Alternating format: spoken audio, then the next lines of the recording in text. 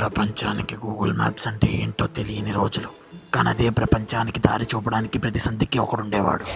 Uncle వాడే పాండబ్బా పక్కన పని పాట లేకుండా ఉండే పరమేశ్ అంకుల్. ఇక సతీష్ అంకుల్ వాళ్ళ ఇంటికి ఎట్లా పోవాలి?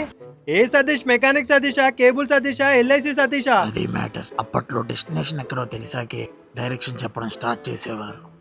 LIC Satish uncle. సీదా ఈ రోడ్ పట్టుకొని పోతే ఆడ ఒక పిండిగిరిని ఉంటుంది. ఇప్పుడు ఉందో లేదో తెలియదు, కానీ బోర్డు అయితే ఉంటుంది.